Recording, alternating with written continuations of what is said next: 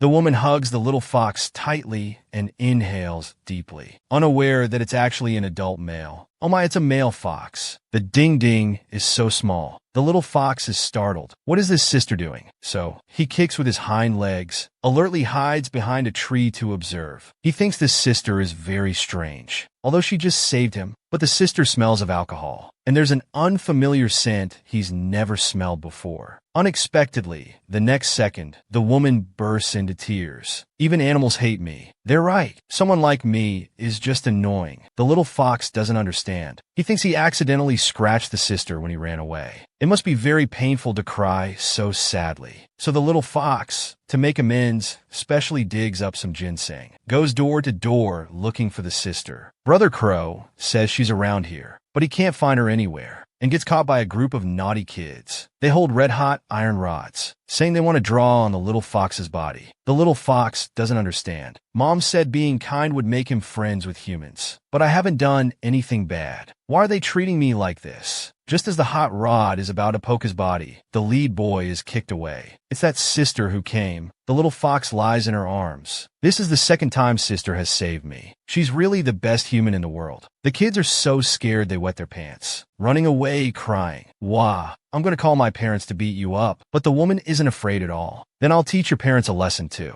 After all, parents who indulge their children aren't good people either. After saying this, the woman carries the little fox into the forest. Sorry, little fox, I can't let you go yet. Sister here is very troubled right now.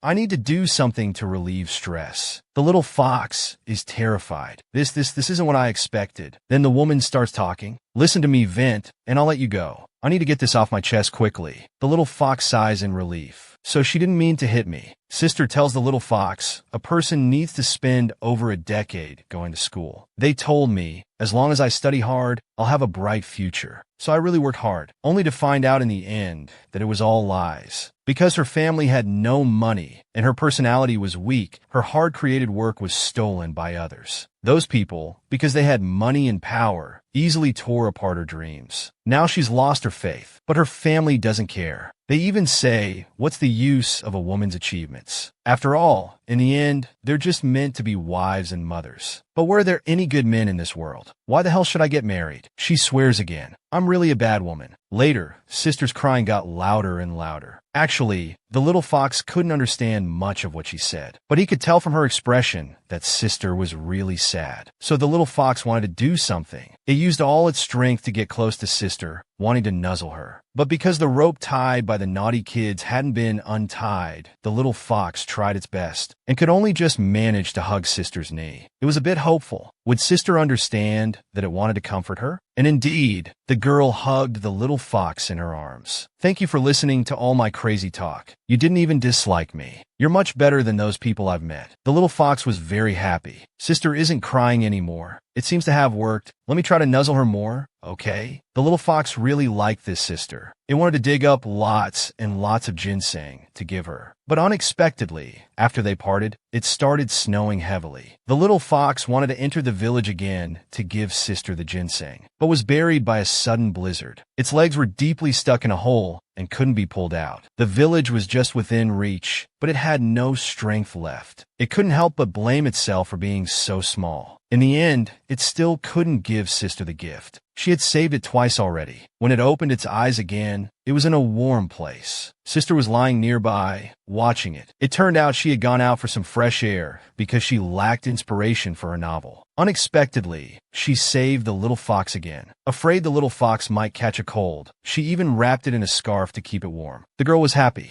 Meeting the little fox these past few days was really magical. The little fox's nose felt a bit sour. This was the third time. Sister had saved its life for the third time, so it gently licked the girl's face. But its body seemed not to have recovered yet. The little fox suddenly felt very sleepy, so it silently vowed in its heart, when I wake up, I must repay you properly. You are my greatest benefactor in this life. The woman, holding the sleeping little fox, began to mutter to herself. If only men were as cute as foxes. nice to touch and not full of themselves, cuddly when you like them, giving you hugs when you're sad. They'd surely be popular with girls. Wait a minute, this character's setting, couldn't it be applied to the male lead in the novel? So she started typing on the keyboard. After these few days, she seemed to understand. They ruined her lifelong dream, so she would also follow new rules to turn their lives upside down. The next day, as the sun rose, the little fox finally woke up. But why was it at the edge of the forest, not its sister's place? And left with it was the girl's scarf. The little fox anxiously paced around. No, it must return the scarf to sister. But unexpectedly, due to its small size, it kept tripping over the big scarf. The little fox felt utterly miserable. It finally understood. Benefactor sister had left the village today. And at this moment, it also made up its mind. It would wait until it had the ability to repay its debt to benefactor sister. Time quickly passed. A year later, the little fox had grown from a tiny creature into a beautiful and strong adult fox. For this entire year, it had been secretly going to the human village, learning many human words. And now it was just one step away from being able to repay its debt to sister. It found the mountain god grandpa. Oh, you're that little fox, aren't you? You've grown so big. Are you here to make a wish? Mountain god grandpa, I want to repay a debt of gratitude.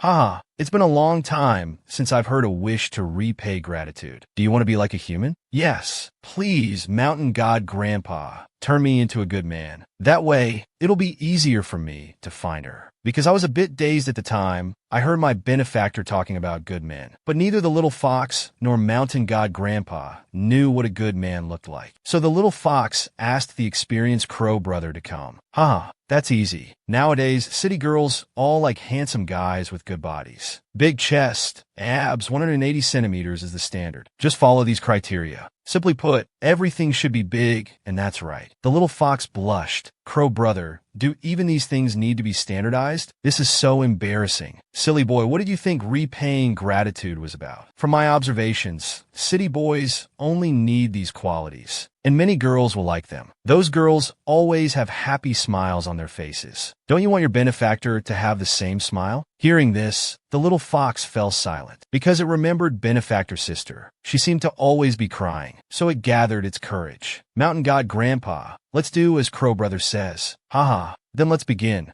Oh, well, transform. No, the muscles are too small. They need to be bigger. Okay, I'll try again. Oh ho, transform again. No, this face isn't handsome enough. And so, after a long process lasting 2.5 hours, the little fox's transformation was finally complete. The well-experienced crow brother even exclaimed, "Holy crap, little bro, you're amazing. These are human hands. So this is how human male skin feels." It asked with a blushing face. So, am I a good man now? Crow brother confidently replied, "Of course, my advice is never wrong." Mountain god grandpa happily patted the little fox. It's so gratifying. No animal has gone to repay gratitude for hundreds of years. Since that's the case, I'll give you a special ability. It should come in handy between you and your benefactor. But remember to come back quickly after repaying your debt. Otherwise, this human skin of yours could be quite troublesome. After giving instructions, Mountain God Grandpa left happily. The little fox and crow brother started to play around. That's it. After a series of long and careful preparations, the little fox finally set off on its journey to repay the debt. It looked forward to meeting benefactor sister. Its bag was packed with lots of wild ginseng it had dug up by hand. Meanwhile, on the other side in the country's largest novel company, two gossipy, sleazy men were looking at the company brochure. This one, Yasi, is really amazing. She's already climbed to 7th on the paid rankings. I heard she went to the mountains last winter. When she came back, she seemed to have had an epiphany. Yeah, she suddenly started dressing quite prettily.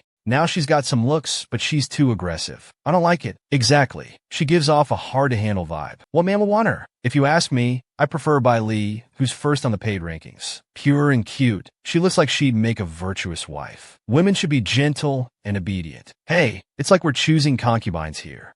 Thank you so much for not liking me. After all, being coveted by filthy things would affect my financial luck. After saying that, she didn't even bother to give them a glance and walked straight past the two. Then she opened the door to the chief editor's office. As soon as she entered, she spoke irritably. Enough already. What do you mean the male lead doesn't feel right? What kind of feeling should you, an old man, have about the male lead? The chief editor, looking at her attitude, was angry but dared not speak. He thought that since when Yasi came back from the mountains, her attitude had become unbearably aggressive. However, since she gave up literature and started writing web novels, her achievements and popularity have indeed skyrocketed. He looked at Yasi's previous manuscript, Urban Fantasy Pet Boyfriend Series, Dog Edition. Then he spoke. You've never raised a dog, have you? Your Flying Man Boyfriend series after transferring to the web novel department really suits the tastes of modern women who fear marriage and childbirth. But your previous male leads were all vampires, angels, gods, and such. Anyway, no one has seen them, so you could write however you wanted. But dogs are different. Everyone is familiar with them. And your male lead, though said to be a dog, doesn't seem like one. Do you really think you can fool everyone? When Yasi understood that the chief editor was right, but she still didn't back down. As the chief editor, shouldn't you give some practical revision suggestions? Oh my, character design issues are for the author to figure out. I'm too busy for that. Besides, leaving aside the readers, the top 10 authors on the paid rankings are no pushovers. Though I don't care about your personal grudges, you swore before transferring departments that you'd knock Bai Li off the top spot. Let's not even talk about how strong Bai Li's backing is. With your current level, you can't even break into the top 5. Think it over carefully. So, on the way back, when Yasi was fuming, she reminded herself not to forget the purpose of transferring to the web novel department. It wasn't just to bring down Bai Li, but also to bring down those behind-the-scenes manipulators who condone theft and plagiarism, use power to coerce and bribe, and even drive creators to their deaths. Looking at Bai Li's new advertising banner, she couldn't help but mock herself. Looks like what he stole from me is indeed profitable. But Bai Li probably didn't expect that I, who gave up my literary dreams and dignity, would continue so shamelessly. Although you did such a thing, I still have to thank you for helping me prove that my work has such high value. When I break into the top 3 of the paid rankings, that's when the real show will begin. However, when Yasi never imagined that her stories for the next few days would be completely rejected by the chief editor. She was so angry she could eat 10 children in one bite. Just then, she noticed a corgi, but in front of her. Isn't this ready-made material? AWW, AWW, AWW. How come you're here all alone? Little baby, come to Big Sister's arms. Unexpectedly, the corgi turned its head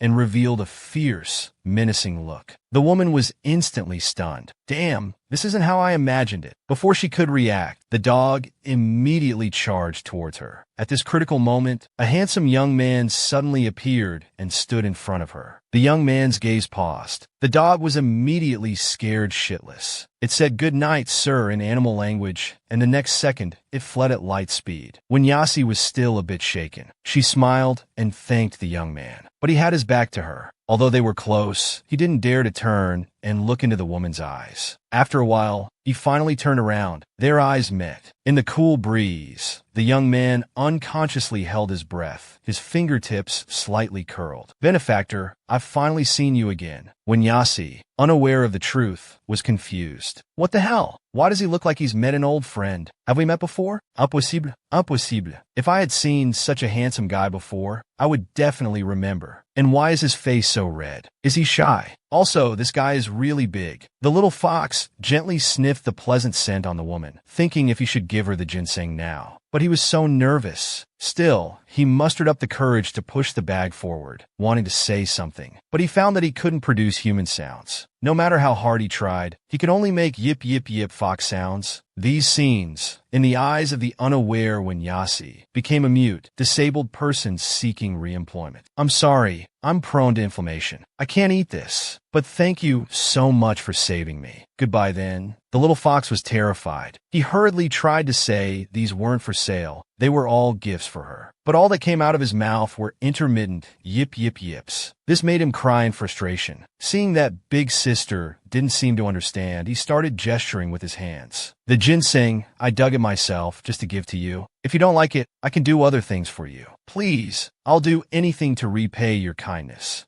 However, when Yasi translated it as, "Please, if I can't sell these, those people will beat me." She took the little fox to the police station, but they found no information about the little fox. It was highly likely that he had been kidnapped to a remote area and then escaped. However, there was no substantial evidence or harm in the organization selling local specialties, so they couldn't file a case. When Yasi looked at the little fox beside her, thinking, but a man with such looks and without an annoying mouth, with a sunny smile, and who cries yip yip yip, it's probably what I think it is. Just then, the police officer said to leave a phone number they would contact if there's any news, and then asked them to go home. Hey, big brother, you've finished the snacks. I've helped you file a report. You don't need to follow me anymore, right? Just then, a dog appeared behind them. The little fox immediately became alert. Fearing the dog might harm his benefactor again, he started warning with yip yip yip sounds. When Yasi also noticed that this guy's behavior pattern seemed very strange. It always gave her the feeling of being followed by some animal. Wait, if she had to say it was like some animal, isn't it just like a puppy? After all, foxes belong to the canine family, and they can't speak. This point also reinforced its behavior. When Yasi thought of a method, although not very polite, she still wanted to try. So the next second, come here, come here, come here, come here. And with just this call, the little fox's childhood memories seemed to start flooding back. Benefactor sister, you still remember? I'm so touched. When Yasi, looking at this inexplicable man who started crying again, felt speechless. But his unique appearance could be added to her novel. So she decided to make a call and ask the chief editor directly, that old man. Then she modified the little fox's appearance a bit and told the editor that this was the optimized character design for the male lead, just not mentioning it was someone she met in reality. The editor indeed said it was good after hearing it, and said he would arrange promotional resources tomorrow. Then he added, next you can have the female lead bring the male lead home. This novel can be more daring from the start. When Yasi exclaimed, wait, editor, bringing a strange man home suddenly is too dangerous. After all, the female lead lives alone. Unexpectedly, the editor shut her up with one sentence. Otherwise, why do you think readers pay? Isn't it to see dangerous emotions and explicit relationships? Just like this, send me the first 3 chapters tomorrow. Goodbye. He hung up without waiting for Yasi's response. When Yasi hesitated a bit, but thinking back, speaking of danger, could there be anything more dangerous than the past? Those past events echoed in her mind. Bailey is so sad but still speaks for you.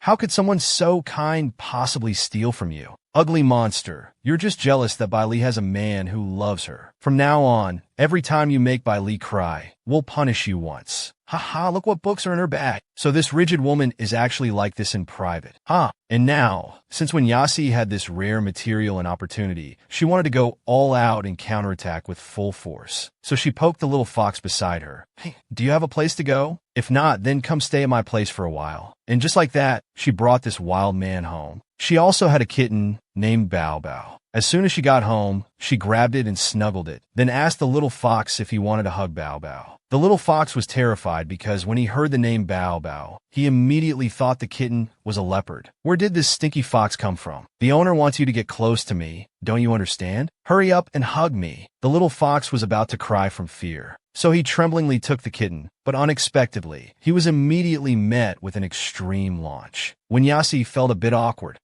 First meeting and Bao Bao already uses such an active greeting method. Looks like it must really like you. Then she started showing the little fox around her home. The little fox secretly blushed because the benefactor sister's scent was everywhere. It was too blissful. Then he was led to a room and told, you'll live here from now on. The little fox was extremely happy. He actually had a dedicated room. After all, he usually slept in caves. Then when Yasi continued, there are a few boxes over there. They contain important things from my past. Remember, don't touch them no matter what. Just then, the little fox noticed that when the benefactor mentioned the boxes, a melancholic blue color appeared around her. Could it be? Is this the special ability Grandpa Mountain God gave me? Then if the benefactor is happy, would it be a different color? Suddenly when Yasi spoke, what are you spacing out for? I'm not letting you stay for free. The little fox, upon hearing this, immediately handed the ginseng to the benefactor. But he heard her say it had nothing to do with that. What I need is you as a person. I write web novels. I'll use you as the prototype for the male lead, so I need to observe you comprehensively. As for the extent of the observation, it will depend on the direction of the novel. I might also need to inspect your package. Please be prepared in advance. Suddenly, the little fox remembered what Brother Crow had said. If she asks to see, you should be proactive. The little fox felt embarrassed, but thought, aren't you just trying to make her happy? Then be more open. So while Winyasi was lost in thought, the little fox began his action. Then I'll just take off my upper body for now. So when Winyasi came back to her senses, she saw the scene before her. The little fox's blush spread to his ears. He was a bit nervous. He wondered if humans would like this body. The atmosphere instantly became extremely awkward. Seeing this behavior from a strange boy, Winyasi's first reaction was fear and caution. But looking at his troubled and shy expression, Winyasi suddenly remembered what the police had said. This boy was probably sold to the mountains. So when she gave him a place to stay, he skillfully did this kind of thing. She could already imagine what kind of situation he had been in the mountains. It must have been very difficult, and those people might have even made him mute for convenience. Just then,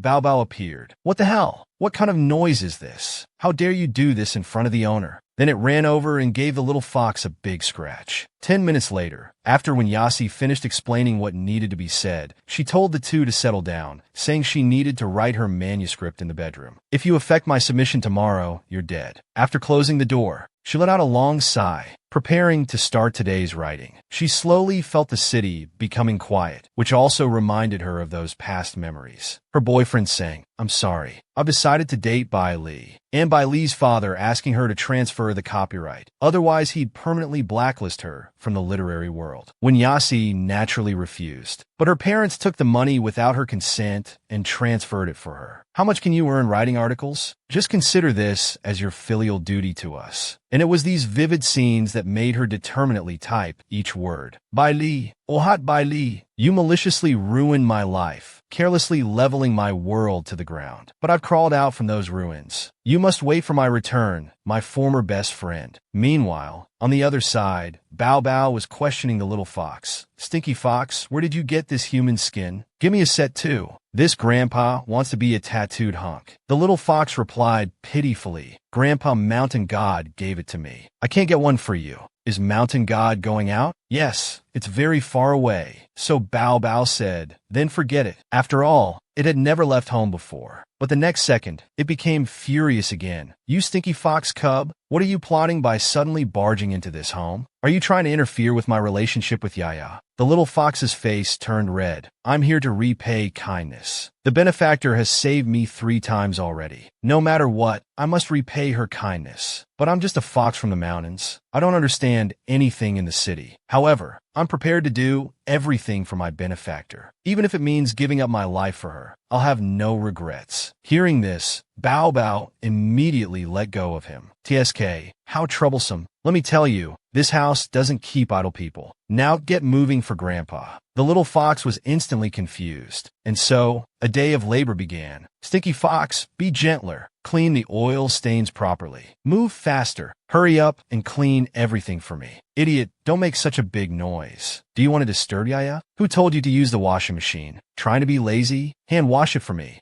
And so, the long-awaited second day finally arrived. Winyasi had just finished writing her manuscript and felt extremely resentful. However, as soon as she walked out the door, she was stunned by everything in front of her. Wow, this is the first time I've seen my house so clean. Could it be that the boy I picked up yesterday cleaned it? But why is that guy sleeping there? And where's Bao Bao? Why hasn't it come to greet me today? Surely this kid didn't take the chance to get revenge on Bao Bao. However, when she took a closer look, she saw a heartwarming scene. The two were actually sleeping leaning against each other. So Winyasi decided to add a cat character to her novel as well. 2 hours later in the company building, the editor-in-chief said her horoscope was great, the male lead's setting was novel, and the little cat's family was also very likable. Then he told Winyasi, actually, I called you here today because I have something to discuss. The top 10 authors all need to create a persona. This makes it easier for labeling and promotion. And the persona he had prepared for Winyasi was that of a villainess. What the hell? Are you serious? Of course. Don't you think you have a lot of resentment? How many young people nowadays don't want to go crazy? Your writing is very sharp. There's no one more suitable than you. Plus, it's completely opposite to Bai Li's positive princess image. He, the editor-in-chief, sure knows how to stir things up. Aren't you afraid of trouble from higher-ups for doing this? After all, Bai Li's father is a big shot in the literary circle. The editor-in-chief calmly replied, they approached me when you entered the top 10. but I have my own way of going crazy. The top 3 rankings haven't changed in 2 years. I just want to see if there's any brave soul who can defeat power and influence. I'm just adding fuel to the fire, because I see you have the ability. However, he also told Winyasi that the higher-ups had instructed him not to handle her works anymore, and he had agreed. After all, Winyasi had issues with the higher-ups, so it was normal for them to make things difficult for her. Moreover, a new editor had been arranged, a clueless intern. Winyasi was furious, but the editor told her that the previously promised resources would be fulfilled. However, after today, she'd have to fend for herself. And I remind you, if you want good paid rankings, you must push the boundaries. You can't use your previous pure love storyline as the main plot anymore. You'll fail miserably. And so, Winyasi returned home full of resentment. Alright, there's still that strange guy at home. How annoying. But as soon as she got home, she saw the scene before her. So she spoke up, "Don't do this anymore. This isn't the mountains you came from. You don't need to kneel to welcome me home. And you don't need to take off your clothes just to have a place to stay." As she got closer, she realized the little fox had actually prepared a meal. She hurriedly said, "You don't need to do this either. For meals, we can just order takeout. I'll give you money to buy your own food." Hearing this, the little fox started shedding tears. As expected, Benefactor still prefers the food brought by those brothers outside. Their cooking must be much better than mine. However, the little fox's imaginary love rivals were just a group of hard-working delivery guys. Winyasi, who had no resistance to cats and dogs, noticed the little fox's tears. She quickly comforted him. "Don't cry.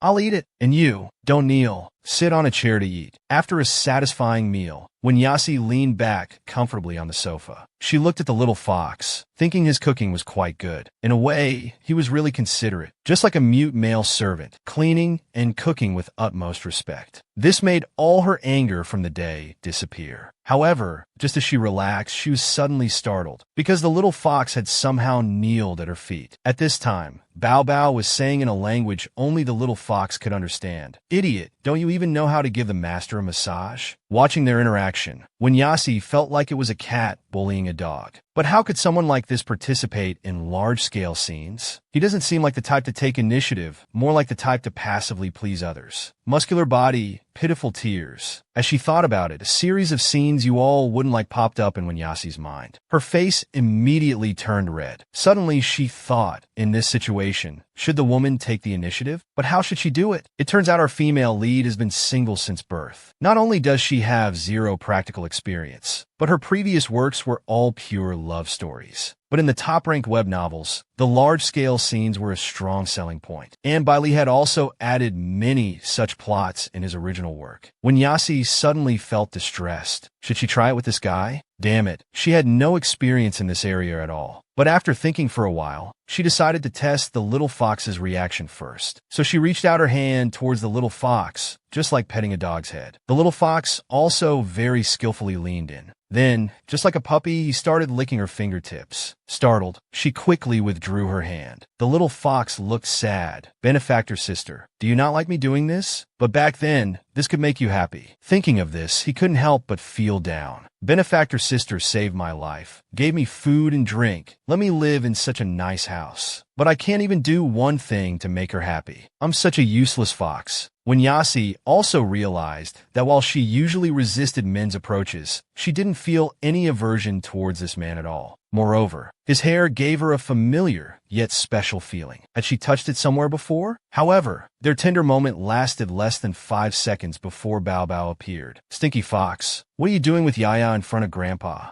I'll kill you right now." Then it kicked the little fox flying. Then it stayed in its owner's arms, smugly nuzzling back and forth. Winyasi stared at the little fox in a daze. Such a big guy, yet he could be beaten up like this by a small cat. Is he really that scared? Moreover, looking at his tattered tank top, these must be what he wore for farm work in the village. So she imagined some cruel scenes in her mind. Then she told the little fox, "I really don't know what to do with you. Stop rolling around on the ground all the time. You can sleep in a place where humans sleep. I only have one piece of clothing you can wear. Just put it on for now." It turned out to be a designer piece she liked, but she could never get her hands on it. That's why she had to buy an oversized one. Even if you don't like it, you must wear it, because there's nothing else. As for your previous dirty clothes, just throw them away. They probably can't be cleaned anyway. Winyasi was originally worried he wouldn't like it, but when she turned around, she found this guy was immediately emitting happy pink bubbles all over. She couldn't help but think, do people in the city nowadays get this happy over a non-cotton t-shirt? It's almost non-existent, right? Suddenly realizing she still didn't know his name when Yasi asked.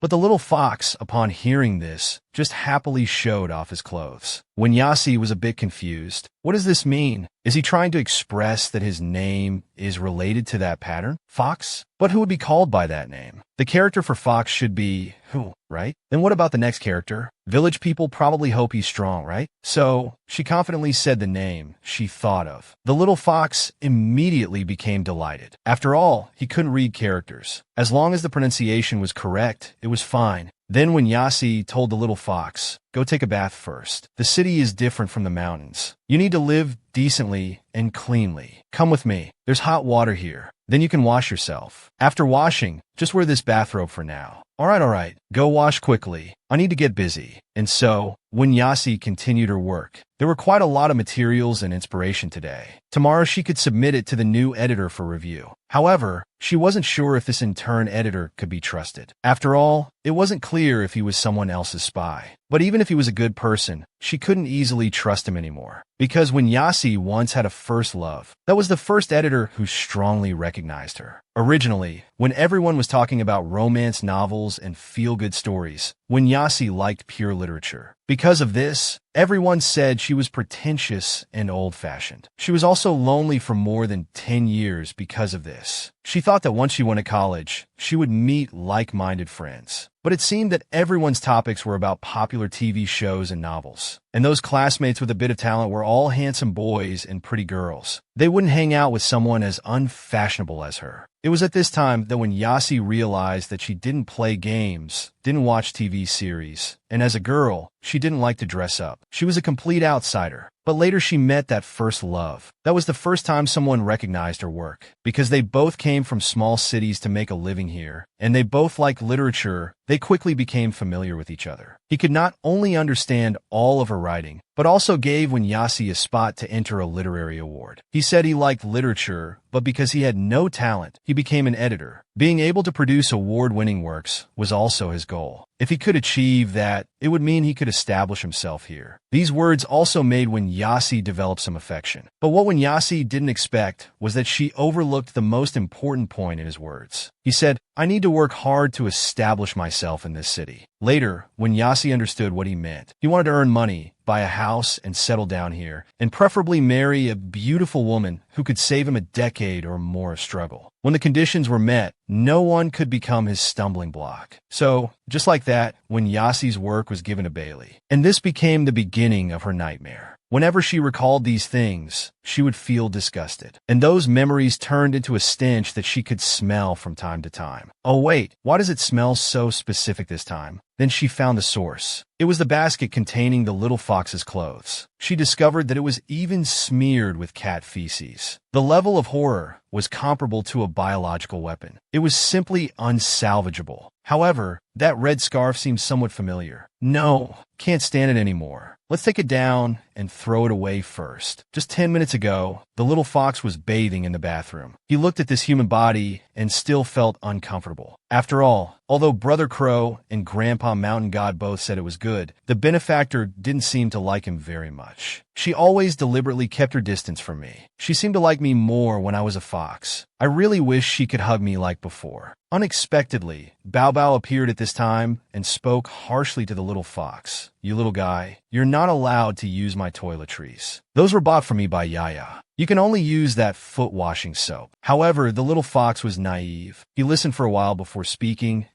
Brother Bao Bao, you actually like the benefactor a lot too, right? TSK, TSK, TSK. What like or dislike? Being good to the owner is natural. We also had a romantic encounter. I'm not losing to you. Then can you tell me about it? I'll help you scrub your back. I want to know more about the benefactor. How does she live in the city? Does she have any hobbies? What food does she like to eat? But before he could finish speaking, Bao Bao angrily said, I hate bathing the most, and I won't tell you anything about Yaya. Then came another round of beating. Damn stinky fox, getting me all wet and still trying to compete for Yaya. No respect for elders. Need to teach him a lesson. How about pooping on his clothes? 10 minutes later, the little fox, after washing, looked in the mirror thinking, will the benefactor like me now that I'm clean? Next, I need to wash all the dirty clothes, especially the benefactor's red scarf. But the next second, a whimpering sound came from the bathroom. The little fox rushed out. He was so anxious he was about to cry. Brother Bao Bao, my red scarf is missing. Have you seen it?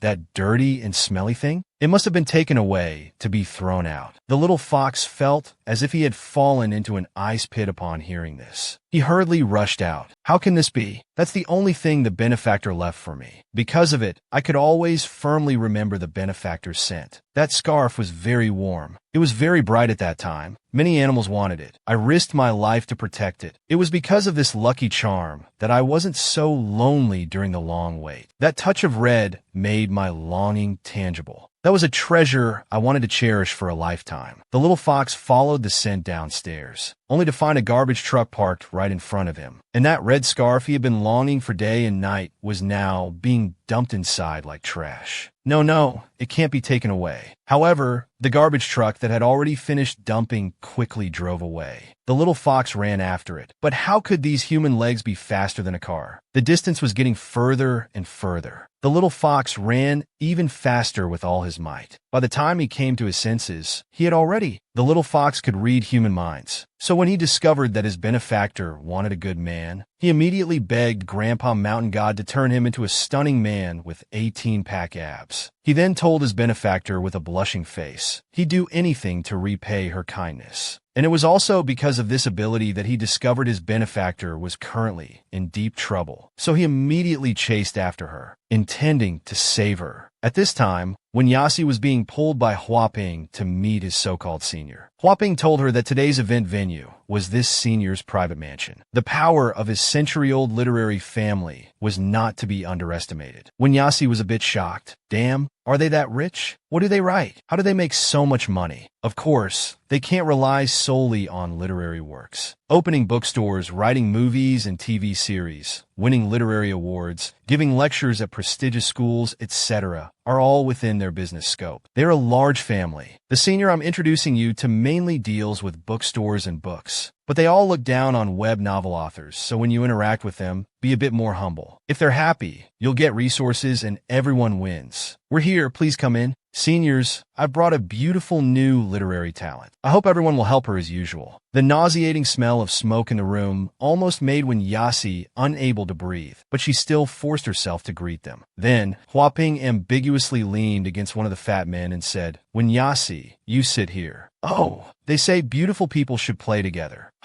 Master Hua didn't lie to me. This girl looks talented at first glance, worth cultivating. Suddenly, when Yasi noticed Huaping whispering something in the fat man's ear. The next second, he said goodbye, saying he had something to do and had to leave. As he closed the door, his fingers lightly caressed the door frame. Then he looked at Yasi with an evil smile. He mouthed to her, good luck. Yasi immediately understood. Oh no, I've been sold out. I was too eager for resources and was blinded by the high-end atmosphere here. I subconsciously thought that people in the pure literature world were refined and wouldn't do anything inappropriate in public. But now it seems, what does it matter if they're from a literary family? What does it matter if they're wealthy? If they're dirty, they're still dirty. The disgusting touch of those old, wrinkled hands. The pungent breath reeking of smoke when they speak. All of this made her feel suffocated. She needed to think of a way out quickly. So she discreetly moved her hand away, then forced a smile and said, Senior, it's our first meeting. Shouldn't we chat a bit first? Some things need to be cultivated slowly. Don't you agree? Oh, little girl, you really think I'd waste time chatting with a mere web novelist like you? You can leave right now if you don't accept, but that means ruining your future. I'll blacklist you everywhere. There are many good writers who've never published a book,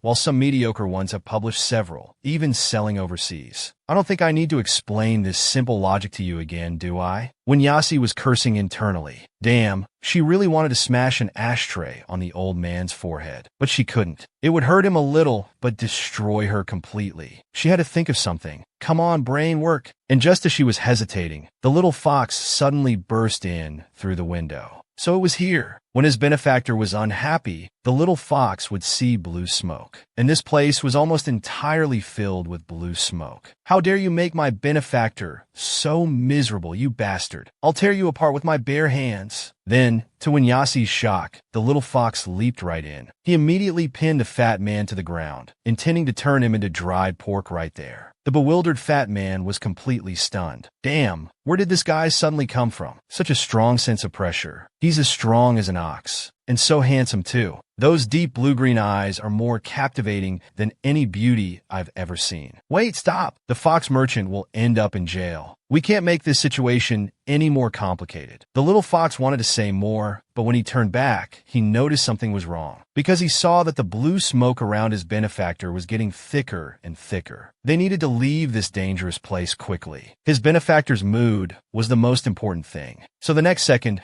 the little fox picked up the stunned Winyasi and jumped out of the second-floor window. What they didn't know was that this scene was witnessed by the fat man's nephew. So he walked into the fat man's reception room and asked, "Uncle, what do you need me to handle this time?" Then he heard the fat man speak. "Aran, I've had an epiphany. This time I truly understand. I used to get bored with women easily. I thought a pretty face and good figure weren't enough, so I started looking for those with class. Then I felt class wasn't enough, so I looked for talented ones. But I still got bored easily. I sought various thrills, but the results were unsatisfactory. I always felt something was missing in my heart. Now I finally understand. A strong person with a sense of power and wild beauty is what truly captures one's heart. I never liked Renaissance art before, but now I want to be Michelangelo because I've found my David. Those bright eyes, like the North Star guiding love. Aran, help your uncle find him. I want to fall madly in love, just because I've never tasted pecs in this life." The little fox he saved turned into human form. Then he took his benefactor's hand and placed it on his chest and gave her a big hug. After all, for small animals, their chest and belly are the softest and warmest parts. He did this only to give his benefactor some warmth on a cold day. Absolutely not to seduce her. So it turns out, just now, at the literary banquet, the little fox rescued Winyasi from the lecherous old man's clutches. 10 minutes later, after running 999,999,999 meters, Winyasi felt like she had ridden a bull through 100 roller coasters. She immediately patted the little fox. "Wait, stop! You've taken me far enough. Fox, put me down. I'm feeling motion sick." The obedient little fox immediately stopped. He didn't want his benefactor to feel uncomfortable. It was at this moment that Winyasi could finally catch her breath. Suddenly, she realized her super expensive silk scarf was missing. It seemed to have been left at the event venue. Should she go back to get it? But her mind and body were both rejecting that place. Come to think of it, that scarf was a luxury she had bought at great expense just to make herself look more high class. But when she arrived at the venue, she realized that the gap between people couldn't be bridged simply by wearing designer logos. Suddenly, when Yasi realized she had messed up this banquet, she had originally planned to network with some big shots. Were the top-ranked authors all as cunning as vases? Had they already sold something to the powerful to secure their rankings? The hidden rules of this society were shaking her worldview time and time again. Did she ultimately have to sacrifice her principles to achieve victory? Thinking about this, when Yasi couldn't help but feel a chill and said, "It's so cold." At this moment, the little fox handed her 3 pieces of Chinese pastry. It turned out that during the banquet, the little fox, hiding in the bushes, had seen some delicious food. Thinking his benefactor might like it, he picked the ones that smelled the best. He hadn't eaten a single bite, saving them all for his benefactor. As for why he only brought them out now, it's because small animals only eat in safe places. His benefactor seemed to have calmed down now. When Yasi then remembered that although she had been to such a high-class place, she hadn't eaten a single bite of food. In this broken world, there were still people patching things up. "Thank you, Fox. Although your appearance was unexpected, if you hadn't shown up at that time, I might have gone crazy and done something irreversible." Thinking of this, when Yasi sincerely apologized to the little fox, but she didn't expect to see a scene that shocked her. Hey, what are you doing? Brother away, what are you doing? We're on the street, you know." The next second,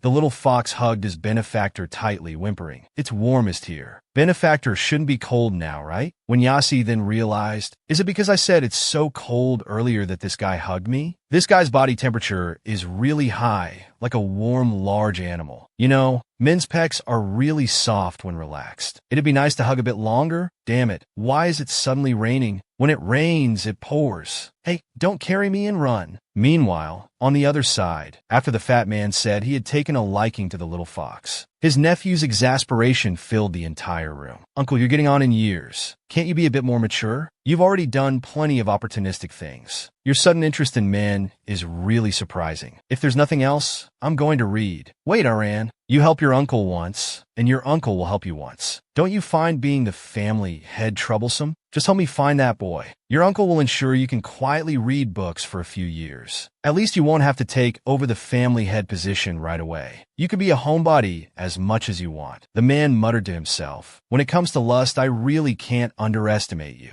It turns out this person was the winner of the Great Literature Award and also the next head of a century-old literary family. Wei Ran was a lover of people. After Wei Ran returned to his mansion, he began to ponder. This orange-haired youth isn't from the literary world. Apart from knowing he's related to Winyasi, I can't find anything else about him. As for this Winyasi, I've read some of his web novels. Before I knew it, I had read over 1 million words. I even found myself wanting more. In this era, web novels are as numerous as hairs on an ox. It's completely wild growth. Anyone can write web novels. Editors don't have the energy to proofread each piece of content. Moreover, with web novels, the faster the updates, the more readers like it. The more the author earns, the more they write. Neither the writers nor the readers care about the details of word choice. But when Yasi's works give me a different feeling. He doesn't have a single typo. Even all the punctuation is correct. His foundation is very good. Is he always this serious even when just writing web novels? Once I find Winyasi, I should be able to find that youth, right? Half an hour later, Winyasi and the little fox returned home. Bao Bao looked at the two soaking wet people with confusion, wondering if the stinky fox hadn't protected Yaya well. Suddenly, when Yasi spoke, Bao Bao, we couldn't get a taxi. We got caught in the rain, and it's so cold. I know you don't like water, so I'll hug you after I change clothes, okay? Meanwhile, the little fox, hearing his benefactor's words, immediately used his animal skills to shake himself dry. Then the little fox noticed that after returning home, his benefactor began to emit a warm yellow aura. He immediately understood this was the color of her happiness. Moreover, after hugging his benefactor, his clothes were now imbued with a faint fragrance. It smelled so good. The scent of sunshine mixed with his benefactor's body fragrance. He had finally done something to make her happy. He was happy too. Benefactor has hugged me many times before, but when I embraced her with a human body, the feeling was completely different from before. Benefactor felt so light and soft in my arms. My heart was beating so fast at that time. Just then, Bao Bao's voice suddenly interrupted his thoughts. Stinky fox cub, weren't you supposed to take care of Yaya? She's all soaked like that, and you're here washing clothes? Look how happy you are, all puffed up. Die, you pervert fox. That night, when Yasi had a dream, she saw what seemed to be animal footprints beneath her feet. She felt like she had seen them somewhere before. Wait, what the hell is that? Is that fox looking at me? The next second, when Yasi found the fox looking at her with clear, friendly, and not at all lecherous eyes. This left her completely bewildered. What the hell is this? Then the little fox started running towards her. As it ran, its fox paws suddenly turned into human feet, and the little fox transformed into a super hot fox man with big pecs, abs, 180 centimeters tall, and drop-dead gorgeous. He pressed her into his broad chest. The soft yet elastic sensation almost left when Yasi breathless. Damn, what a terrifying muscle man. When Yasi instantly woke up, she just remembered that after getting caught in the rain last time, she had a fever for 3 whole days. That's why it was so painful. Ever since getting infected with COVID, her immune system hadn't been the same. In the past, she always endured illnesses alone, relying on takeout meals and medicine to survive. But this time was different. The fox had been taking care of her wholeheartedly, just like a virtuous male mother. Wait, what kind of messy dream was that just now? My brain must be fried. I actually dreamed of a fox. It was transformed from a fox. Just then, suddenly there was a doorbell sound. The cautious Winyasi immediately looked through the peephole. She then saw Xiao Xian crying loudly. "Wu teacher, it's me, Xiao Xian. I couldn't contact you for several days. Wu, I'm so scared. Are you okay? I couldn't even reach you by phone."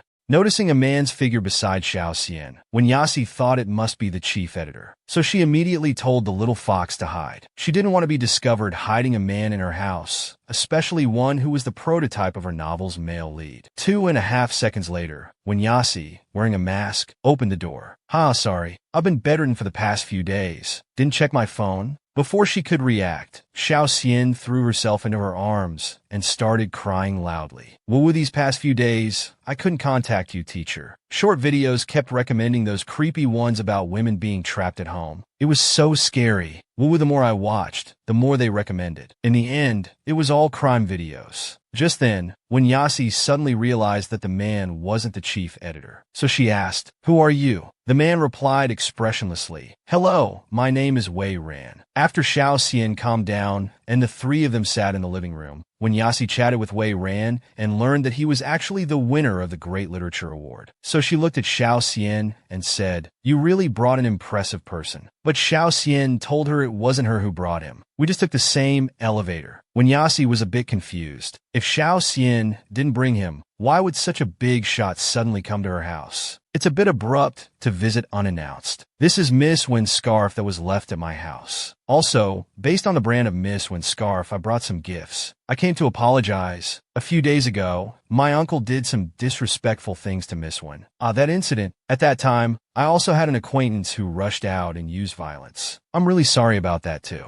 When Yasi understood, it seems the fox didn't hurt that old man that day. But it's strange. How could someone as insignificant as her warrant an apology from a big shot like Wei Ran? However, Wei Ran's next words answered her doubts. "Miss Win, what I'm about to say might be a bit disrespectful. It's also the reason why I had to come in person. My uncle has taken a liking to the young man who left with you. He wants to date him. I wonder if Miss Win could convey this message." What the hell? How did things develop in such a strange direction? The cold circled when Yasi was a bit confused. Wait, how does that boy fit into your uncle's dating range? Well, love is free. Whether you like men or women, or even if you like rice cookers and pillows, it's all the same. Are Miss One and that boy lovers? His words also made when Yasi think. Yes, what kind of relationship do I have with the fox? He's just a strange boy who's temporarily staying at my house for writing purposes. But what kind of abnormal relationship is this? So she told Wei Ran, "We're just friends, I suppose." And Wei Ran also saw through it. It seems to be a complicated relationship. Looks troublesome. I understand. Please help me convey this to him first. If you can match them up, Miss One will definitely benefit greatly. I'll take my leave for today. Besides, your cat is also giving me the boot. Hey, what kind of trash are you to dare speak to my yaya like that? The stinky fox is my little brother. I won't give him to you. This is my contact information. We can communicate online directly in the future. Going out is actually quite tiring. Alright. Sorry, my cat has been a bit irritable lately. Take care on your way. After seeing Wei ran off, when Yasi couldn't help but tremble a bit. What's going on? The choice in front of me is either to give up the fox to gain resources, or to protect the fox and give up resources. Why must I choose between conscience and interest? Meanwhile, in a 5-star hotel elsewhere, Bali told Hua Ping that she had to leave first. She had a live streaming event to sell new books today and needed to go back early to prepare. Hua Ping said somewhat sourly, "You're already a rich lady. Why are you still working so hard?" Bailey smiled and replied, "Those live streamers who can earn tens of millions in one session work much harder than me. Rich people never think they have enough money." Hua Ping felt a bit helpless. "You've been so perfunctory on our recent dates. You're not tired of me, are you?" Then he heard Bailey say, "How could that be? Your technique is good, and you're one of the top 10 handsome guys. It's impossible to get tired of you." Hua Ping silently complained in his heart, "Women's words are lies. You're always watching other men in your short videos." Oh,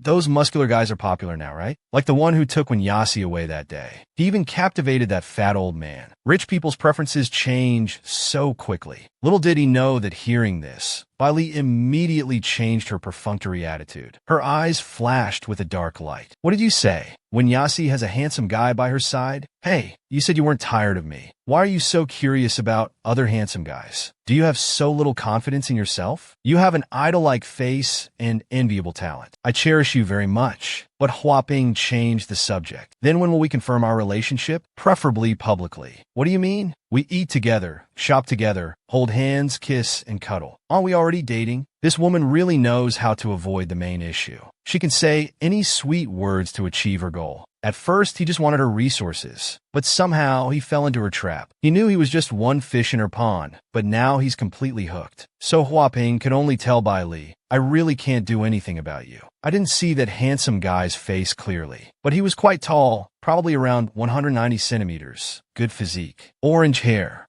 and that fatty actually called him his David statue. It's really ridiculous. I don't get along with the people at Wei's house. Can you help me investigate more? It would be best if you could let me meet this handsome guy who's close to Winyasi. There's still so much to dig about Winyasi. That male editor by her side back then really helped me a lot. The little fox, transformed into human form, saw the benefactor's body. Even though his heart was about to jump out, he didn't understand what it meant. So he could only ask the cat brother who was pooping. Little did he know, the other not only called him an opportunistic pervert, but also yelled about wanting to gouge out his eyes that had seen Yaya's body. It turns out that just now, when Yasi and Xiao Xian had seen Wei ran off together. 10 minutes later, when Yasi told Xiao Xian it was getting late and she should go home too. But Xiao Xian said, Teacher, you're so sick. I'm worried. It's my duty to take care of you. You can feel free to order me around. I used to take care of my younger siblings back home. When Yasi was a bit shocked. After all, she had said such harsh things to her before, but she was still so persistent in following her. Then she asked Xiao Xian, aren't you shocked or curious about what Mr. Wei said today? You mean about the uncle liking your male friend? I've read so many BL novels, it doesn't seem strange anymore. Besides, I think as an editor, we should protect the author's privacy. We should be conscientious about things we shouldn't ask or interfere with. I've heard seniors gossiping about authors in the break room. Their mocking and teasing tone was very uncomfortable. I don't want to become that kind of person.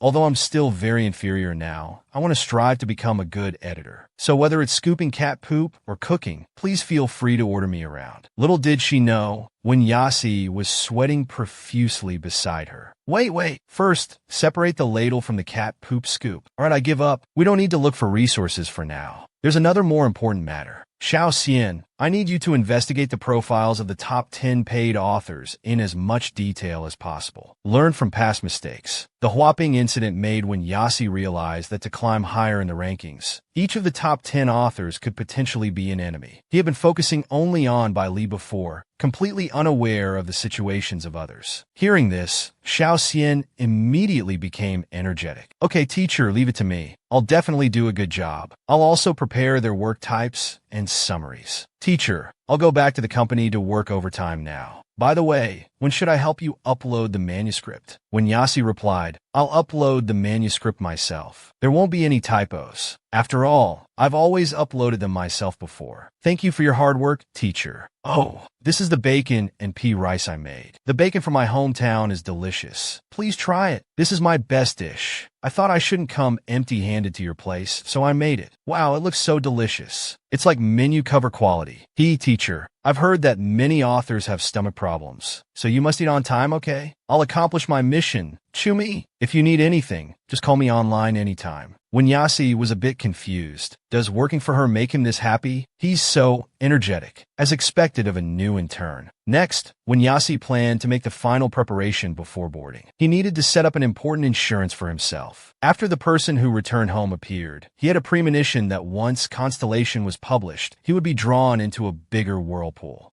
Meanwhile, on the other side, Xiao Xian was running while thinking, actually, I have a little secret. It's related to teacher Winyasi. My hometown isn't a small town. My family's financial situation isn't good. I barely managed to get into a school in the big city. They say schools have no hierarchy, but there's discrimination against poverty here. For example, hair salons in the big city are very expensive for me, so I always kept my hair very short. It's convenient and cheap, but I didn't expect it would bring mockery from my classmates. The impact of poverty permeates every aspect of my student life. My only skincare products were called fake by my roommates. I didn't have extra money to eat out with everyone, so I was isolated. Even the bacon sent from home was called disgusting. They said only country bumpkins eat such things. When I wanted to work part-time, they said my hair was too short, my looks weren't good, I was too small to do physical labor. Living in such an environment was undoubtedly painful for me. I didn't even know how to relieve it until I read a book review in the community library. It was when Yasi's review of The Crowd, a study of the popular mind. He wrote, when a group of people gathered together together, they will inevitably exclude everything different from them. This kind of bullshit always happens in schools. It's really frustrating. You might as well tell them to go to hell. If I choose to die in school, it's equivalent to giving up 3/4 of my future life. This 3/4 of life might be completely different from now. There are flowers and money there. It was at that time that Xiao Xian remembered the name Wenyasi. He was like a ray of light shining into her dark life. Later, Xiao Xian saw Wenyasi's notes in many books. His flamboyant and cynical book reviews also made Xiao Xian no longer confused. During that time, Xiao Xian understood a principle. Words have power. They can give people endless strength. Compared to now, those industrial products that are only for money and traffic, the sincere, touching, and inspiring stories from teacher Tang Jin's pen should be seen by more people. Time quickly came to the evening. Wenyasi had been busy in front of the computer all afternoon. He finally got the insurance sorted out. Working while sick was really exhausting. He felt his brain buzzing like it was about to explode, so he could only stagger to the bed. However, he felt like he had forgotten something. Suddenly realized he hadn't noticed during the day. His clothes smelled due to sweating from the fever. But what exactly had he forgotten?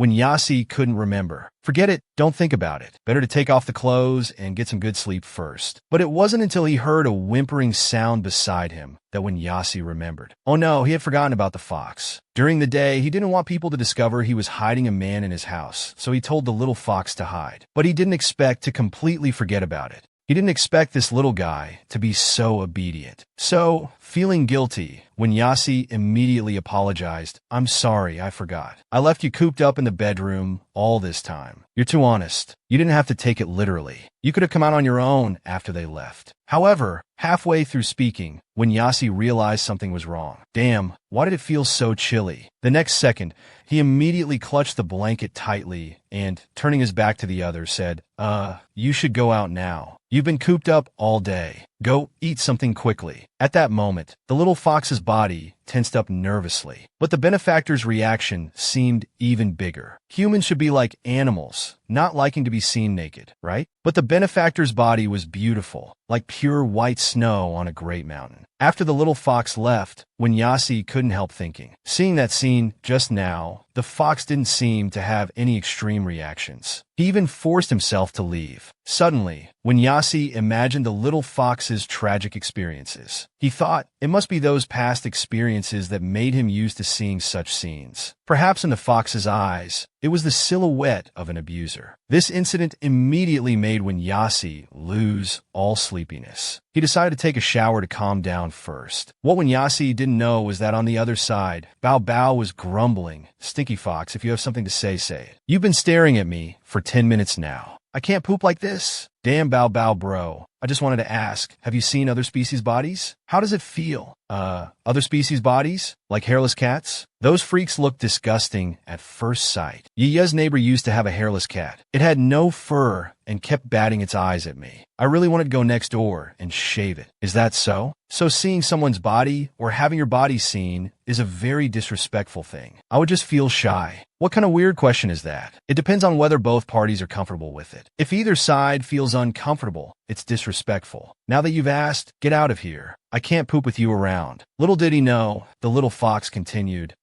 One more question. If I happen to see the benefactor's treasure, should I apologize? Before the little fox could finish, Bao Bao kicked him away without a second thought. Hey, you stinky fox cub. You didn't do anything weird and excessive, did you? The little fox replied, No, Bao Bao, bro. It was an accident. Listen, you can't just look at human bodies. I respect you, yeah. So I always close my eyes when she changes clothes or takes a bath. I knew you were up to no good, you stinky fox. You don't need those eyes anymore. Just as the two were squabbling, there was suddenly a loud crash from next door. The fox and cat were startled. Following the sound, they found it came from the bathroom and immediately opened the door. They discovered Wenyasi had collapsed in the bathroom. Bao Bao took a closer look and found he had fainted. He suddenly remembered that TV had said not to take a bath when you have a fever or are weak. How could you forget? But the most important thing now was what to do. At this moment, the little fox had already acted decisively, bringing a bath towel, planning to carry Wenyasi out first. But Bao Bao was unhappy. Hey, stinky fox. Stop right there. We're not done with what happened earlier. Now you want to directly touch him when he's defenseless? But I can't just watch the benefactor faint in the water. Animals can die from hypothermia. Bow, bro. Do you have a better idea? This human skin of mine exists only for the benefactor. If he doesn't like it, if he doesn't use it, everything is meaningless. There's only a one-way arrow between us. I won't overstep my boundaries to touch or harm him, and I can do anything for him. The benefactor is my everything. If one day I do something that harms him, you don't need to. Bow, bro. I'll punish myself. Hearing the little fox's words and seeing his actions, Bow, who had always disliked him, fell silent for the first time. In that situation, he indeed did what I couldn't do. Without him, I could only watch Yiya suffer. In fact, in Yiya's countless past sufferings, all I could do was silently stay by her side. That's all. Thinking of this, Bow sighed slightly. It's because of this that he feels so reluctant. So they stayed by when Yasi's side together, silently guarding him in their own ways. Suddenly, the little fox spoke. Bow, bro. This thing called work, does the benefactor have to do it? He's always staying up late for this, going to dangerous places. Even when sick, he still persists. The little fox doesn't understand. Clearly, doing this makes his body worse and worse. But the benefactor keeps trying. It's heartbreaking. Stinky fox, you think the food, drinks, clothes you wear, and shelter from wind and rain come for free? Those are all things you get through this thing called work. She exchanges work for money and money for those things. Even when facing failure, even when crying until she can't breathe, Yiya still leaves with a smile the next day. The little fox couldn't help but sigh after hearing this. Humans are really brave. If it were animals, they basically wouldn't go to dangerous places a second time. I've told you before, Yiya is an amazing human female. You treated my words like farts before, didn't you? Bow, bro. Can I do some work to earn money for the benefactor? I want to help her share some burden. For animals, you can only exchange your body for food and drink. Maybe you could get some money that way, but I don't think you can do it. Sell my body? What exactly does that mean? Bow, bro. Tell me about it. I'm not afraid of hard work.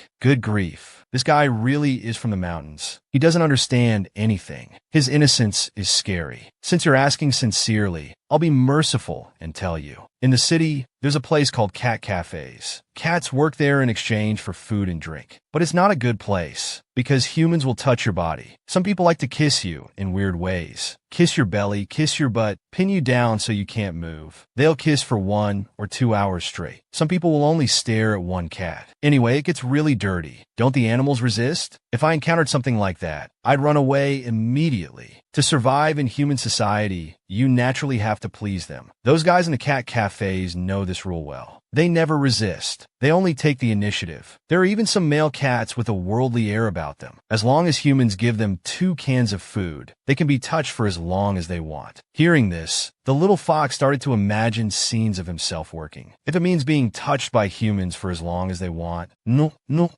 This kind of thing can only be done by the benefactor. Bow, seeing his face turn red, curiously asked, "What's wrong? Did you catch a fever too?" Then the little fox continued, Bow, bro. Do you know where this cat cafe is? I still want to go take a look. Even some physical labor would be fine. Bow told him, there should be one near where you often buy groceries. Tangzu, Bow Badol. You know everything. You've taught me so many things. I really want to become as experienced as you. That way I can take better care of the benefactor. When you've suffered enough and stepped into enough pits, you naturally gain more experience. I was just caught and taken to a cat cafe when I was a stray. There's nothing to envy about that. On this day, the weather was clear and beautiful. The little fox found a cat cafe, as Bow had said. He was looking inside through the glass and saw that many cats had already arrived at their workstations. The cats greeted him friendly. Fox big brother, your human skin is really handsome. Want to come in and play? The little fox replied, I'm not here to play. I'm here to see if there's any suitable work. Haha. If you're looking for work, you should go to a dog cafe. But foxes can't work at dog cafes either. The little fox suddenly realized they were right. Foxes can't work in dog territory. But in the city, there doesn't seem to be a place specifically for foxes to work. Just then, an employee suddenly came out. Hello, customer. Are you here to play at the cat cafe? But we're not open yet. It's too early. We're still cleaning. Since the little fox couldn't speak human language, he could only use gestures to ask the employee if there was any work he could do. But the employee didn't understand at all. Sorry, customer. We're really not open yet. Please come back later. You can make a reservation on the mobile app. The little fox realized that without a common language, communication was impossible. On the way back,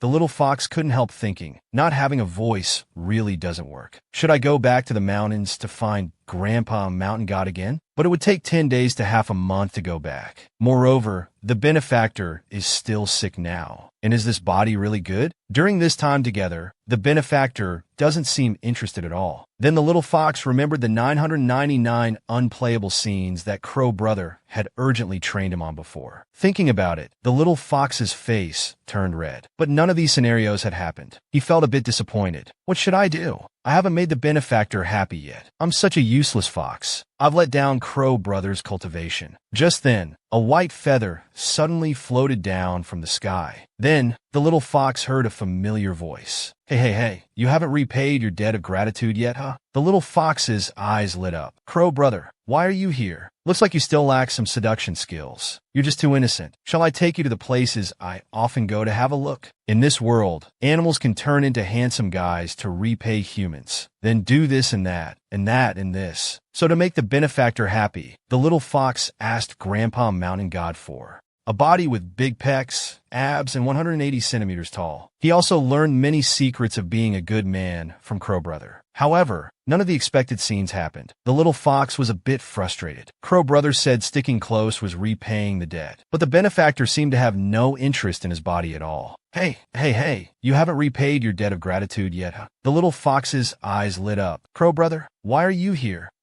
Of course I'm here to lend you a hand. And so, the little fox told Crow Brother about recent events. Then he wanted him to help go back to the mountains to ask Grandpa Mountain God about the voice issue. Crow Brother naturally wouldn't refuse. After all, he was also planning to go back soon. But it's really unexpected. Such a perfect human skin, yet your benefactor is unmoved. Looks like she's a woman with ironclad willpower. Yes, my benefactor is super great. The days I've spent with her in the city, I increasingly feel that being saved by her was my blessing. But I can't become a good man in her eyes. And I completely don't understand what humans mean by a good man. Crow Brother thought for a moment and said, could it be because you lack some seduction skills? Your Fox clan's ancestors were all masters of seduction. It feels like there was no one they couldn't win over. I think you're just too young and too pure, kid. The little fox was somewhat confused. After all, no matter what, he was just a 1-year-old fox. Then let's do this. I'll take you to the places I often visit. The men there are very popular with women and know how to make money. Time quickly came to night, on the bar street that Crow Brother often visited. The little fox was so embarrassed he couldn't open his eyes. Crow Brother, do we have to keep watching? The people here are so bold. I'm too embarrassed to look. What's there to be embarrassed about? Quick, open your tiger eyes wide. We're about to reach the crucial moment. Then, Crow Brother instructed the little fox to quickly learn from the scene in front of him. There was a rich woman and a gigolo. The rich woman was somewhat shy. You don't have to do this. You know I have a husband. But the gigolo told her, but I can't help my feelings for you, baby. There are many handsome guys on this street. They have hot bodies and outgoing personalities. But you chose me, such a little fool who doesn't know how to use fox charm to keep clients. You're so kind, baby. I truly admire you. So please don't feel pressured. Besides, your husband is always away on business trips. You must need companionship too. As long as I can be with you, it's okay even if you treat me like a toy. Then the gigolo took the rich woman's hand and slid it downwards. Take me out tonight, baby. I promise I won't disappoint you. The next second, the rich woman fell for it because she found it really exciting. So she immediately happily pulled the gigolo and ran. As she ran, she laughed and said, "Oh my, what husband? Let's just pretend he's gone. Sister only loves you." The little fox's eyes widened in surprise. He had let several people touch his crotch today. How could he not be embarrassed at all? By the way, Crow Brother, what is a husband? Why do people always say they're gone? It must be something very fragile. Anyway, have you learned? Try it on your benefactor next time. Little did Crow Brother know, the little fox was thinking, if I directly let the benefactor touch my crotch, wouldn't it be too abrupt? I actually want to start with hugs. The benefactor gently caressing my body with her hands, or her tightly embracing my body. That's the feeling I want and like more. What the little fox didn't know was that earlier today, because Wei Ran read very quickly, he had already finished all of Wen Yaxi's novels. Then, he couldn't help but start looking forward to her new novel. Wei Ran felt he was getting addicted, so he began to feel restless and irritable. At this moment, Wei Ran was like a rich kid who had always eaten low salt, low oil, healthy food, tasting street food with various spices mixed together for the first time. And this literary chef still had hidden skills that could earn a first-class chef certification. Suddenly, Wei Ran noticed outside the window. His old uncle now had a lovesick expression. Plum Blossom, oh Plum Blossom, tell me, can this stirring in my heart get a good answer? Wei Ran was a bit speechless, but he also planned to use his uncle to open up a conversation. It's about time Wen Yaxi's friend should have a reply these days. Miss Wen, may I ask if your friend has replied? My uncle might not be able to wait for a prolonged answer. On the other side, Wen Yaxi was also utterly speechless. Damn, it seems that old lamp is really sick. I've been ill for a few days, my head's been buzzing, and I almost forgot about this. But speaking of the fox, he's been making meals lately, tidying up the house, and then going out. What exactly is he going out to do? He usually likes to stay at home. No, we're not in a boyfriend-girlfriend relationship. I can't control him. Besides, he's naturally free. I should resolve this matter first. So when Yaxi told Wei Ran, this matter is quite significant. I hope we can discuss it in person. I understand resources are still needed, but we can't trade the fox for it. An hour later, at the Wei family mansion, Wei Ran told Wen Yaxi, Miss Wen, you've come a bit too quickly. There's no need to be so efficient. It turned out Wei Ran was a super introvert. He needed ample psychological preparation before meeting anyone. Wen Yaxi was instantly confused. What the hell? Then Wei Ran continued, Miss Wen, don't mind it. What would you like to drink? Wui Rock Tea, Golden Melon Tribute Tea, Taiping Ho Kue, Huangshan Maofeng, Xinyang Maojian, Luan Guapian, Wuyan Maojian. Wen Yaxi felt awkward because she hadn't even heard of these tea names before. Anything except jasmine green tea is fine. Wei Ran said, then let's not have green tea. Let's focus on Chinese black tea. Little did he know, Wen Yaxi was sweating profusely. After all, she usually just orders coffee at most. And in Wei Ran's wealthy household, the variety of teas was like reciting a menu. Then when Yaxi spoke up, Mr. Wei, I came here this time to formally discuss cooperation with you. Wei Ran thought her friend had agreed to his uncle's request, but he heard Wen Yaxi say no. It's like this. This friend situation is quite special. He was previously abused in terms of gender. Now that he's finally free, I can't push him back into the fire. If we agree to your uncle's request, the abuser would just change from female to male. Rich people want face and class, so they disguise their captive playthings as gilded canaries. If the fox becomes their gilded canary, with his personality, he'll only be bullied worse. My friend is easily swayed and agrees to everything. If I persuade him to come here in exchange for resources, how am I any different from a human trafficker? I despise such people the most. Besides, if you want to enter high society, there are plenty of men and women in that circle. It's not hard to find someone your uncle likes of the same type. Wei Ran suddenly realized Wen Yaxi was right. There are always people who rush towards wealthy families. But he also asked Wen Yaxi, then what bargaining chip do you want to use for cooperation? Our requirements for bargaining chips are quite high. Currently, we have a very low demand for web novels. I'm sorry, Mr. Wei. May I ask why you don't like web novel authors? Bailey had mentioned before that they look down on web novel authors. She needed to clarify this before continuing the discussion. They write things like New York First People's Hospital, misspell shit as shift, wife as Wi-Fi, and such things are abundant. Typos are rampant, idioms are misused. Most people in the web novel circle don't pay much attention to literary quality. Writing that anyone can participate in often lacks standards and thresholds. And there are always web novel authors who sell out their principles to my uncle for money, so naturally, we don't have a good impression. Maybe it's a bit of an overgeneralization. Miss Wen, just consider it as me being self-righteous, old-fashioned, and unable to tolerate those who don't revere their work. When Yaxi thought if it was just for this reason, then it would be easy to handle. So she spoke up, I understand. Then may I ask, Mr. Wei, have you read any of my works? Wei Ran thought, so this was the trap. He knew that during negotiations, one shouldn't praise the other party or give them an easy way out. So he said, I haven't had the pleasure of reading Miss Wen's works yet. That's strange. But the profile picture and name of the top donor on my donation list are exactly the same as your WeChat, Mr. Wei. Just then, the teacup in Wei Ran's hand suddenly crashed to the ground with a loud clang. The awkward Wei Ran was a bit embarrassed. The scene at this moment composed a famous painting called Awkwardness. Come to think of it, that night for investigation purposes, when Yasi had logged into the novel site using WeChat for convenience. Unexpectedly, he got drawn into reading it. One chapter was particularly brilliant. It seems he casually made a donation. The WeChat Pay app deducted the money directly. It was too smooth. When Yasi saw that the other party was too embarrassed to speak, so he immediately took the initiative. Teacher Wei, if you acknowledge the copyright of my work, I can give it to you for free. Wei Ran didn't understand what Yasi was planning. After all, in today's world where everyone is so hungry for money, free is a big price to pay. Then he heard the other party say, "It's okay. This is the only bargaining chip I can offer right now. As for the conditions, they are, no matter what, don't let me fall out of the top 10 on the paid list. Don't let me be maliciously kicked out of the top 10. Of course, if you think it's not enough, I can also share the paid earnings of the work with you.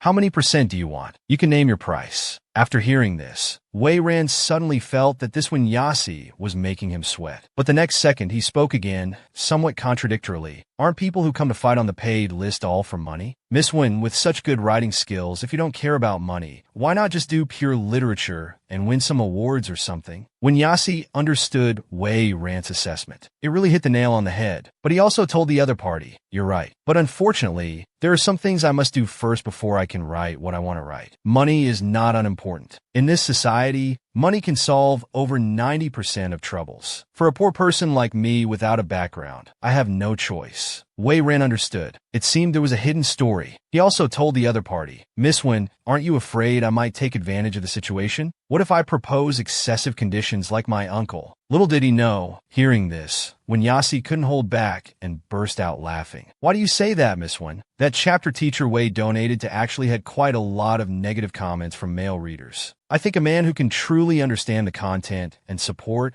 and respect women can't be that bad, right? How can a bad person, as the client, advise the service provider to be cautious? If it were your uncle, he would have started touching legs by now. Wei Ran scratched his head awkwardly. This one Yasi was making him sweat again. "The tea is ready. Let's taste it first. I'll have the lawyer draft the contract." 10 minutes later, the contract was drafted. When Yasi thought, this is the first time a contract has been signed so quickly and avoided the company's copyright restrictions. Wei Jia is really professional in this area. I can finally breathe a sigh of relief. No need to worry too much about people causing trouble after Constellation goes online. Just as when Yasi was about to leave, Wei Ran called out to him, "Miss Wen, please wait. I have an unreasonable request. It might be a bit private." Now it was when Yasi's turn to sweat. Damn, private? Or is he going to ask me to entertain some big shots? Do the big shots really have this move? Then when Yasi turned around and saw Wei Ran nervously rubbing his hands, then 3 words came out of his mouth. "I hope Miss Wen will let me read all her future articles first." What the hell? Why create such a tense atmosphere for this? Of course that's fine. It's just a small matter. It's not a small matter. Unpublished works should only be shown to people you trust extremely or have a very good relationship with. If given to inappropriate people, there might be very uncomfortable interactions. Worse, there's a risk of leaks or plagiarism. When Yasi felt like he was hearing some strange, intimate concept, this Wei Ran was extremely conservative in unexpected ways. It's okay. Don't worry, Teacher Wei. I'm not afraid of anyone plagiarizing me at all. I've become desensitized to this kind of thing. Only I can write my stuff in the right flavor now. After all, others don't have that kind of madness. Moreover, you're a winner of the Great Love Literature Award. I'm the one who's truly honored. Next time I won't visit suddenly. We'll keep in touch online. Wei Ran watched when Yasi's departing figure and couldn't help but be lost in thought. Then he noticed when Yasi had finished all the tea. His tea-making skills were considered quite poor in the house. This time he had only brewed it reluctantly to avoid awkwardness. That person was quite nice. Little did he know when Yasi couldn't tell good from bad tea at all. He just thought expensive things shouldn't be wasted. Very soon, when Yasi returned home, because he had won a victory today, he bought hot pot ingredients, planning to have a good celebration. But he found the fox wasn't home. Where could he have gone so late at night? Just then, Bao Bao suddenly came up, pawing at his clothes. Are you celebrating for me? Then today I'll make you a luxurious meat cat meal first. Bao Bao, have you gotten much fatter recently? Then when Yasi looked at the empty home, deciding to wait a bit longer. Let's eat hot pot together when the fox comes back. Little did he know the little fox was being targeted by someone at that moment. And because of this incident, he and the little fox fell into an unspeakable, distorted relationship. Make me. The little fox who had transformed into human form didn't return home all night. It was just to work part-time to help share some of the benefactor's financial burden. But unexpectedly, the benefactor thought he had gone to be a little yellow duck, male prostitute. So he gave him a stern lecture. The little fox said pitifully, I didn't. Well, since the benefactor suspects, please come and check for yourself. It turned out that just earlier, the little fox had followed Brother Crow to a street of male models, learning from the little yellow ducks the secrets of pleasing women. But the shy little fox just couldn't do it. 10 minutes later, a man called out to him. Little brother, are you looking for a part-time job? I've seen you wandering around here for a while. Don't be shy. Many male college students work part-time here recently. Seeing your tall and strong build, you must be a sports student, right? Oh my, oh my. The light wasn't good earlier. I couldn't see clearly. What a beautiful face. After all, this body and face were carefully crafted by Brother Crow, using his experience of observing Yiya for a long time. In an instant, the man seemed to see a future top earner. He was extremely excited. Damn, please come to our shop. The price, everything is negotiable. But the little fox covered his nose with some disgust. After all, the other's mouth smelled bad. Brother Crow told the little fox, don't back down. This person says he'll give you work. Quickly seize the opportunity and go with him to see. So, just like that, the little fox went with the man. The man was delighted in his heart. Ha! With such a handsome face, I'm going to make it big. I'll notify Sister Zhang, Sister Zhao, Sister Lu, Sister Su, Sister Wang, Sister Zhao, all of them when I get back. Meanwhile, on the other side in the apartment, when Yasi was a bit helpless, thinking, what time is it now? Why hasn't the fox come back yet? This is the first time this has happened. I hope nothing's happened to him outside. That guy has no phone and no ID card. Then when Yasi's kindness receded, he's just a stranger you met by chance. He's not worth worrying about so much. Besides, he's so strong. What could happen to him? No, I'm just concerned about my novel. If he suddenly disappears, how will I write the sequel? This character setting isn't easy to find. As when Yasi was passing through his living room, he suddenly froze, because he discovered that his once messy home was now spotlessly clean and well organized. This was a sight that had never been seen in the house before the fox arrived. When Yasi suddenly thought of the fox, that guy was really too kind. His kindness, unlike that of humans, without greed, was the worst possible thing in this society. The saying, kindness invites bullying, was something I had experienced thoroughly. Fox, oh fox, if only you showed even a tiny bit of human evil, I wouldn't be so restless. Never mind, at least for now, in terms of work and life, I can't lose the fox. I might as well go downstairs to look for him. Thinking this, when Yasi quickly dried his hair and changed clothes. Soon, after tidying up, he was ready to go out. He thought it would be good to talk to the fox about the curfew issue later. He'd find some videos of rich women kidnapping and imprisoning men to educate him, letting him know that even in a safe city, there are bad people. Meanwhile, on the other side in the bar, the man looked devastated. Oh, you can't speak? Oh my. I thought you were just shy earlier. What should we do? Those sisters need to be coaxed, you know? All right, with your good physique and looks, wearing some pretty clothes to attract and solicit customers would work too. Soon, the man brought out a hot, revealing outfit, saying, why don't we try this on first? If it fits, it doesn't matter if you can't speak. You can just stand in the shop, carry fruit platters and such. Little did he know, the little fox looked troubled. This outfit was so revealing, it barely covered the body. Not only was it designed for large breasts to spill out, but the pants also had holes in the front and back. Unexpectedly, seeing the fox not speaking, the man thought he was just shy. So he immediately decided to help him change.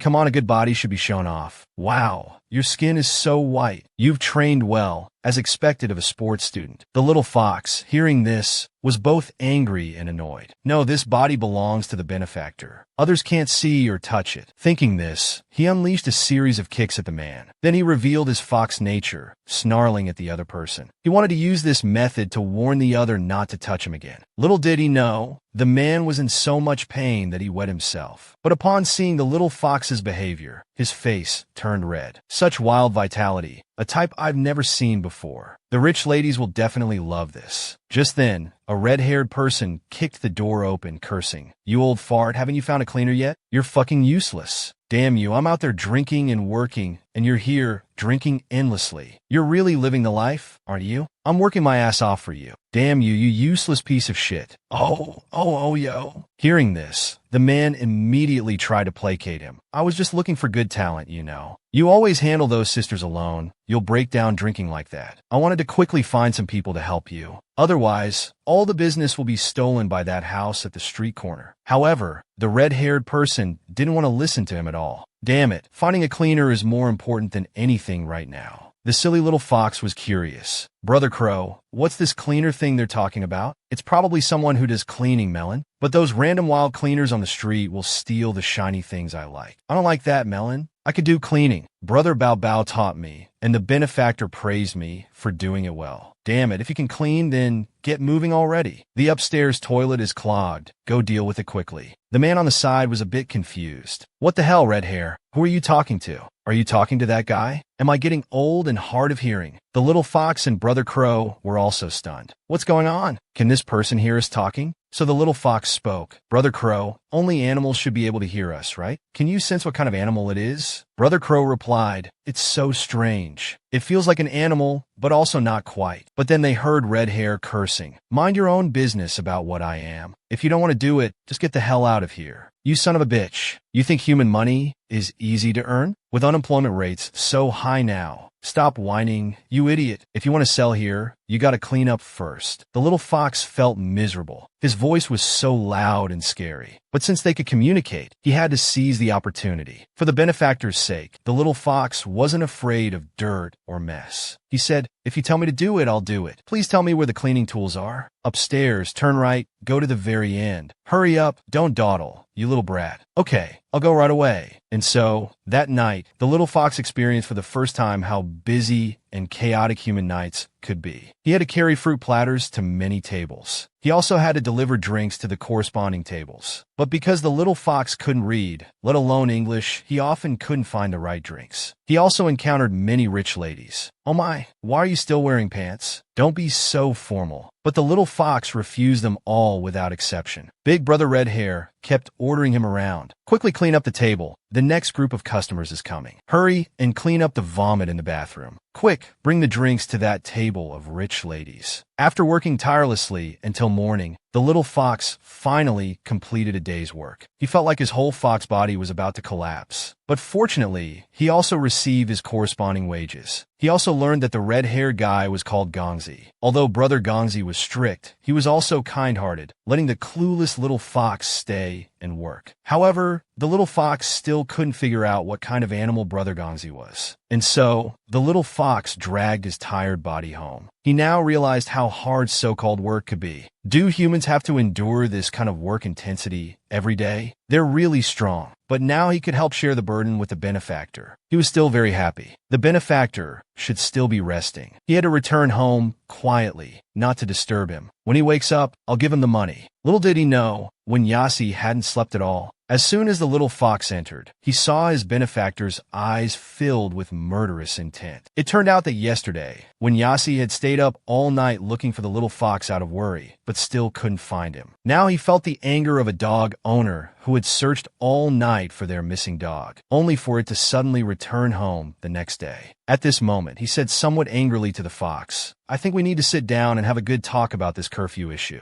Before that, I hope you can give me a reasonable explanation. Then the little fox handed over all 150 yuan he had earned from his part-time job to Winyasi. Using gestures, he tried to explain that this was what he had earned by going out at night. Winyasi was a bit scared, This guy, he didn't really go do something weird, did he? Wait, his quality is only worth 150 yuan for a whole night? What kind of market rate is this? No, don't overthink it. Realizing this matter was still very serious, he had to be stern. So when Yasi coldly asked, "How exactly did you earn it? Did they make you do anything you didn't want to?" No one did anything to your body, right? The little fox was a bit scared. He realized the benefactor's expression was really serious. If someone had touched him, would he despise this body? Then when Yasi, seeing the little fox shaking his head like a rattle drum, suddenly felt a bit speechless. The way this kid was shaking his head so vigorously, it probably didn't happen, right? The little fox was so anxious that tears were about to come out. He hurriedly tried to explain, but could only make whimpering sounds. Although a few sisters and uncles wanted to touch me, I dodged them. I won't let anyone touch me. Please don't be angry, benefactor. Why doesn't the benefactor believe me? If that's the case, please just examine my body directly. I'll only let the benefactor see, only want the benefactor to touch. The next second, Bao, without a word, directly kicked him flying. Damn it, you stinky fox. You scared my yaya. 2.5 minutes later, when Yasi sighed helplessly. Fox, it's good that you can respect and love yourself. No matter what you've been through before, now that you can live well, don't repeat past mistakes. In the city, don't easily lower yourself to please anyone. There are many bad people here too. They won't cherish what you give away easily. Using your looks to attract people almost never ends well. Also, don't think you're ruined or bad because of negative experiences in your past. Those are all over now. You can become a better person in the future. Fox, let's live with dignity from now on, okay? The little fox, although not understanding what the benefactor meant, could still hear, as an animal, that the benefactor's tone had softened considerably. After relaxing, he suddenly felt sleepy. The workplace was very noisy, with many pungent smells. Indeed, staying by the benefactor's side was truly comforting. His scent was so pleasant. Little did he know, when Yasi was worrying nearby.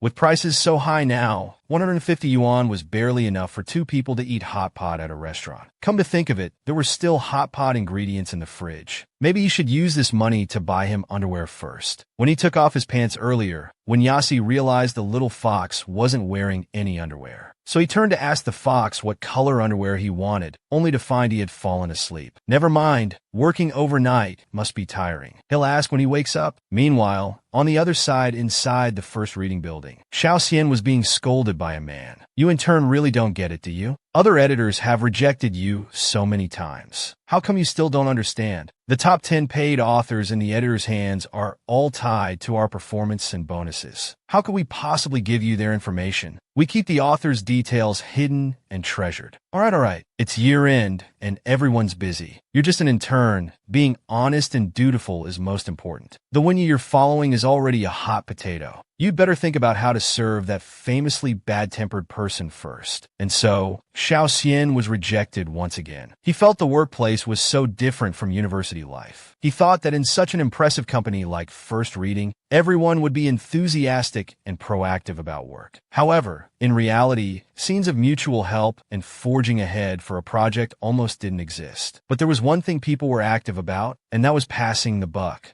As he was thinking about this, Xiao Xian accidentally bumped into the chief editor. Oh, it's you. I heard you've been asking around for information on the top 10 authors. Yes, Teacher Wen assigned it to me, but there hasn't been much progress. Hey, let me ask you, do you still like Teacher Wen now? During your interview, didn't you say your favorite author was Winya? Now that you've interacted with him, do you still like him? He always has a sour face, is stubborn, and very guarded. He's not very good at social niceties either. Sometimes he even goes crazy and yells at people, being sarcastic. Nobody in the company likes him. So, do you still like this kind of Teacher Wen? Of course. Without Teacher Wen's works, life would be very bland. I commute 3 hours round trip to the company every day. After paying rent, I'm left with just enough for basic living. I don't have many friends here, and no money for entertainment or socializing. But Teacher Wen's works can make me happy. They've become a necessity in my life. And you know, he's actually super nice. He even praised my cured meat rice as delicious. Hearing this, the chief editor told him, I've sent what you need to your email. Don't say it was from me, or when you will come after me. I really don't like people calling me about work, especially aggressive types like Wunya. Thank you so much. By the way, Chief Editor, I never had the chance to thank you before. You're always so busy, I never got to meet you. Thank you for letting me work with Teacher Win, and thank you for your help this time. I'll definitely work hard to become a good editor. Don't say that. You being by Wenya's side wasn't my arrangement. The higher-ups just wanted an intern, that's all. It was just a coincidence. 10 minutes later, in the chief editor's office, he thought to himself, I really underestimated Winyasi. He actually got support from the Wei family. I originally thought he would be a flash in the pan like others who rushed up the paid rankings before. Now it seems he might actually stir up some waves. I often wonder if we were right to create the paid rankings back then. The mechanism of this list certainly made money for the company and motivated many people. But later, when one theme became popular, everyone started writing the same thing. It was everywhere, Western fantasy system reincarnation. Those without talent found a way in, while those with talent found their new ideas weren't accepted. Over time, they too joined the bandwagon. After all, who would turn down money? Later, the paid rankings territory was occupied by Bai Li and his father's forces. To consolidate their power, they constantly amassed wealth, allied with other forces, and suppressed authors who threatened them. Bai used his vast commercial works as the foundation of his power. To this day, no one has been able to shake their position. But now, finally,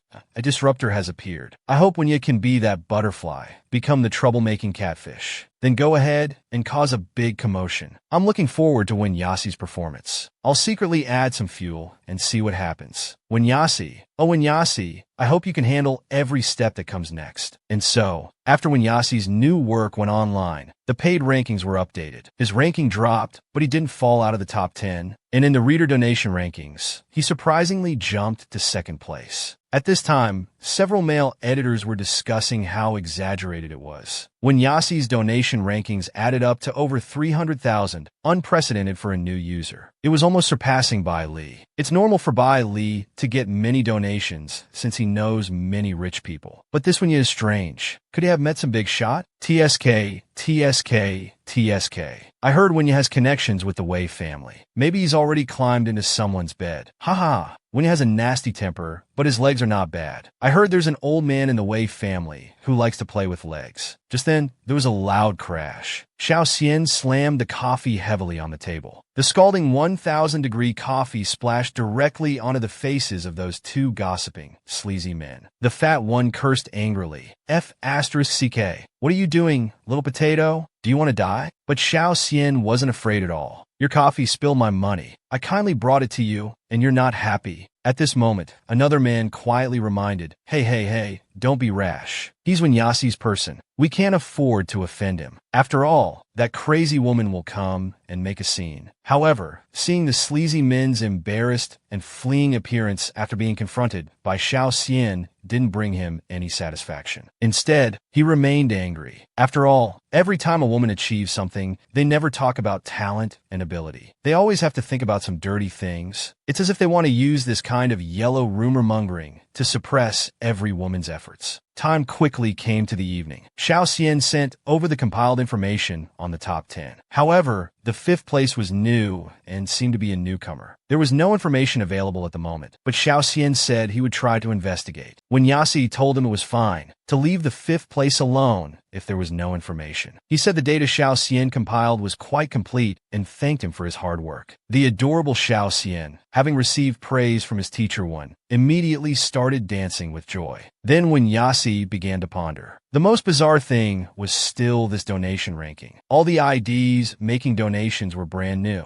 He had asked Wei Ran and learned it wasn't related to him. Moreover, it was specifically timed to coincide with the monthly ranking deadline, preventing Bai Li from counterattacking. It felt like someone was pushing him right up to Bai Li's face, as if to provoke him. This gave Winyasi a chilling feeling. Although there was a sense of satisfaction and revenge, it was indeed as he had sensed. He had been dragged into something strange. But now was not the time to be distracted. Winyasi had more important things to do. He understood that his new work had released many chapters at once, but it lacked one thing: excitement. When Yasi realized that the drop in rankings might not be entirely due to Bai Li's meddling, it could also be as the chief editor had warned him before. Back then, the chief editor had said that he needed to follow what readers wanted to see to create that kind of large-scale content. Otherwise, he would never be able to reach Bai Li's position. Moreover, when Yasi had read the comments himself, they were all from big yellow duck heads saying they wanted some meat. And some readers were getting impatient